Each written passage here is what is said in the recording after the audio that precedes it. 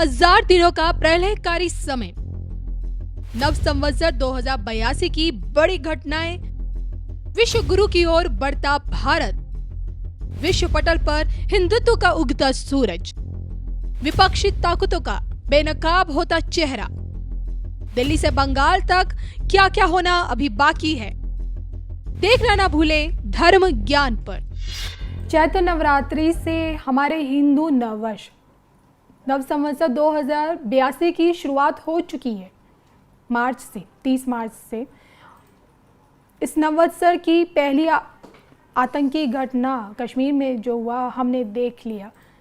अब जो ये हमारा जो हिंदू नव वर्ष है जिसकी शुरुआत जस्ट अभी हुई है और शुरुआत से पहले हमने जो आतंक का चेहरा देख लिया है, तो आने वाले नव वर्ष में और किस तरह की अप्रिय घटनाएं हमें देखने को मिल सकती हैं ग्रह नक्षत्रों की गणना के हिसाब से। देखो, दो तरीके हैं जीवन जीने के। अगर आपके पास गरीबी है, गुर्बत है और आधी रोटी है, तो आप रो करके ये भी बोल सकते हो कि मुझे भूख एक रोटी की है और मेरे पास आधी है, तो रो करके आधी खाओगे। और दूसरा सनातनी रास्ता है जिसका सिपाही मैं हूं, कि परमात्मा को धन्यवाद दो कि कम से कम आपके पास आधी रोटी है। आप दुनिया के 150 देशों पर नजर डाल दो, इस समय हर देश के अंदर आतंकवादी हमला है मेजॉरिटी इस्लाम के ही वो अनुयायी है, लेकिन चाहे वो यूरोप हो, अमेरिका हो, एशिया के दूसरे देश हो, भारत के अनुभव में, भारत देश का जो अनुभव है आतंकवाद का, वो बहुत पुराना है। हम जब विदेशों में कहते थे ना कि हम लोग आतंकवाद से प्रताड़ित हैं, तो अमेरिकन पूछते थे ये आतंकवाद क्या होता है। मैं आपकी जानकारी को अपडेट कर दूं कि पहली बार अमेरिकन को आतंकवाद क्या होता है जब ट्विन टावर्स गिरे तब पता, दैट इज टेररिज्म, है ना। उसके पहले उनको टेररिज्म समझ में नहीं आता था। तो अब तो टेररिज्म अमेरिकन को भी पता है, यूरोपियंस को भी पता है। ये जो आपने कहा कि संवत वर्ष नया प्रारंभ हुआ और आतंकवाद की ये घटना हुई, ये छोटी मोटी घटनाएं जो होती है राष्ट्र के जीवन में, ये छोटी मोटी घटना इसीलिए बोल रहा हूँ, नुकसान तो होता है, जान माल का नुकसान नहीं होना चाहिए, पर राष्ट्र के जीवन में ये बहुत छोटी मोटी घटना है, ये कोई बहुत बड़ी घटना नहीं है। इससे पहले कई घटनाएं हो चुकी हैं। अगर एक एक का मैं निकालना शुरू करूंगा तो इससे भी बहुत बुरी बुरी घटनाएं हो चुकी हैं। तो उन सबको अगर याद करोगे तो उससे वर्तमान की परिस्थिति बहुत अच्छी है। हम बहुत अच्छे दौर में हैं, हमारी राजनीतिक स्थिरता है, हमारी इकोनॉमिक स्थिरता बहुत अच्छी है। हिंदू जितना 2014 से पहले की स्थिति का हिंदू आप देख लो और 2014 के बाद का हिंदू देख लो, स्वाभिमान से जी सकता है। अंतर्राष्ट्रीय स्तर पर वो ट्रैवल करता है तो विद प्राइड एंड प्रेस्टीज के साथ वो कहता है कि गर्व से कहो हम हिंदू हैं। तो ये पॉजिटिव बातें हैं। अब उसको नेगेटिव अगर आप दिखाओ तो दिखा सकते हो कि भाई ये तो घटना हो गई, ये तो घटना होनी है। जब भी आप समृद्ध बनते हो, आपके घर में सोना चांदी हीरे मोती जवाहरात रहेंगे, तो चोर आते हैं तो चोरी करेंगे, तो ये अशुभ तो नहीं है। आपके घर चोरी करने का सामान था, गलती आपकी थी कि आपने सुरक्षा में कहीं पे चूक लगा दी है। तो सीखना पड़ेगा, आपको सतर्क होना पड़ेगा, सावधान होना पड़ेगा। और मैं जो हमेशा दो शब्द कहता हूं कि हिंदू को कर्महीन नहीं होना है, कर्तव्यहीन नहीं होना है। हिंदू को कर्म करना है और कर्तव्य करना है। और ये जो स्थितियां चल रही है राजनीतिक, उसको कम से कम बनाए रखना है ताकि आने वाले कुछ साल वो स्थिरता में जी सके। एक बार स्थिरता में ये पौधा जो पनप रहा है ना हिंदुत्व का, ये जब बड़ा होगा तो इतना बड़ा वट वृक्ष होगा कि इससे आप 100 हाथी भी बांध लोगे तो कुछ नहीं होने वाला। हमने आजादी 75 वर्ष से ली है, लेकिन हिंदू का उदय सूर्य जो होता है वो 2014 से होता है, इसको मानना पड़ेगा। आप मुझे कह सकते हो मैं अंधभक्त हूं, और मुझे इसमें कहने में गर्व भी है कि हाँ मैं अंधभक्त हूं, पर हमें निष्पक्ष होकर के जो सत्य है उसको सत्य कहना पड़ता है। तो मैं बहुत आशावादी हूं, मैं बहुत पॉजिटिव हूं। नूतन वर्ष जो हुआ वो बहुत बढ़िया है। भारत देश ने काफ़ी अच्छी उसमें तरक्की की है। और मैं देख रहा हूं कि यहाँ से तो हमारी गणना शुरू होती है 29 मार्च, जब आपने संवत बदल दी 30 मार्च को, तो तब मैंने कहा था भविष्यवाणियों में कि भारत गुरु स्थान की ओर अग्रसर हो रहा है इस दिन से। तो मुझे उस पर दृष्टि रखनी है कि भारत गुरु स्थान पर जा रहा है, विश्व विजयी भारत बन रहा है, विश्व गुरु भारत बन रहा है।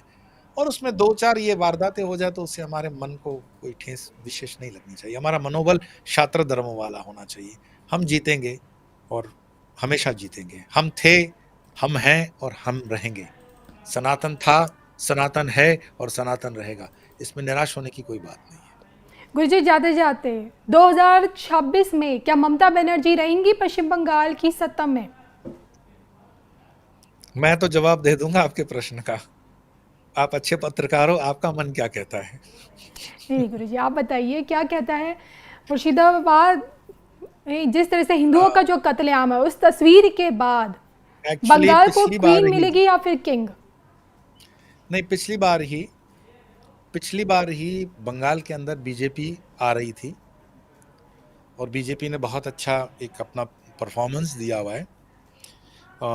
उसमें जो पुराने मतलब 50 साल के ऊपर वाले हिंदू थे, जो थोड़ा कभी कम्युनिस्ट पार्टी से रहे, कभी कांग्रेस पार्टी के साथ रहे, वो कंफ्यूज हो गए मतलब उनको ब्रेन वॉश ये किया गया कि भाजपा जो है वो उत्तर भारत की पार्टी है या हिंदी भाषी पार्टी है। तो बंगला की एक सेंटीमेंट, और वो भी किसी स्त्री के द्वारा की गई, तो वहाँ शक्ति की उपासना होती है, मातृशक्ति की स्थापना होती है। तो उस माँ की शक्ति को, माँ के वचन को बंगालियों ने सर आंखों पे बिठाया। लेकिन आपको वो अस्पताल वाला किस्सा याद है जी। जहां पर बलात्कार और हत्या हुई थी? उस किस्से ने डेंट किया बंगाल को। वो डेंट भी छूटा नहीं था कि उसके बाद बांग्लादेश में जो सरकार का परिवर्तन होता है और बांग्लादेशियों का मंदिर तोड़ना, ये तोड़ना, इससे हिंदू वहां का जागृत हो गया। क्योंकि बांग्लादेश के अंदर का जो मुसलमान है उसकी जेरोक्स कॉपी बंगाल में जी। है ना, और उनका रहन सहन, सोच विचार वही है सब। मुर्शिदाबाद के दंगों ने उस पर मोहर लगा दी। आप कॉमन सेंस लगाओ कि भाई 3 घर हैं, 3 घरों में इस तरफ मुसलमान, बीच में हिंदू, तो हिंदू का घर कैसे लूटता है? 4 दुकानें हैं, एक हिंदू, 2 मुसलमान, एक चौथी किसी और की है, तो उसमें हिंदू की दुकान कैसे लूटती है? और उन्होंने स्ट्रेटेजी बहुत अच्छी लगाई कि लोकल मुसलमान वहां पे कोई दंगा नहीं करेगा। उन्होंने बाहर के मुसलमानों को क्लू दिया, बाहर के मुसलमानों को अंदर आने दिया, हिंदुओं के घरों को लूटा गया। ये वहां के हिंदू बोल रहे हैं, मैं नहीं बोल रहा हूं। तो जो ये चीज है, ये बंगाल में वायरल हुई है। ये बंगाल में आज मेरे तो प्रोग्राम को आप तो जानते हो, मैं बहुत ट्रांसपेरेंट वीडियोस बनाता हूँ जी। स्वामी यो चैनल पर, मेरे ट्रांसपेरेंट वीडियो, उसके आप कमेंट्स पढ़ें। हर बंगाली का कमेंट है कि इस बार भाजपा आएगी। मैं कोई भाजपा के लिए प्रमोशन कर रहा हूं, वो नहीं, लेकिन मैं कहता हूं हिंदुओं के लिए दूसरा ऑप्शन है क्या? कौन सी पार्टी है जो हिंदू हित की बात करती है? जो भी दूसरी पार्टी हिंदू हित की बात कर लेगी, मैं बोलता हूं एक बार राहुल गांधी जय श्री राम बोल दे, मैं कांग्रेस की सदस्यता ले लूंगा। इतना चैलेंज ओपनली आपके टीवी पे कभी किसी ने किया है? क्योंकि मैं जानता हूं वो हिंदुओं का नेता नहीं है। ठीक इसी तरह से बंगाल का हिंदू समझ चुका है कि उसको किसको वोट देना है। अब अपनी आंतरिक लड़ाई या अपनी गलतियों के कारण कहीं बीजेपी रह जाए तो अलग बात है, बाकी 99.9% बंगाल में बीजेपी सरकार बना रही है, इसको कोई रोक नहीं सकता। चलिए, एक अगर इसमें सोने पे सुहागा काम कर दिया जाए कि बंगाल के लोगों की ऐसी इच्छा है कि बंगाल में चुनाव से पहले करीब 1 महीने तक राष्ट्रपति शासन लगना चाहिए।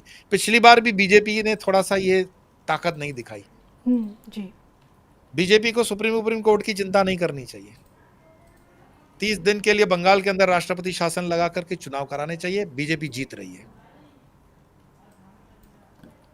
चलिए, आपने तो भविष्यवाणी कर दी कि बंगाल में कमल खिलता हुआ दिख रहा है, लेकिन अब ये पश्चिम बंगाल के हाथों में है कि वो अपना नेतृत्व किसके हाथों में सौंपते हैं।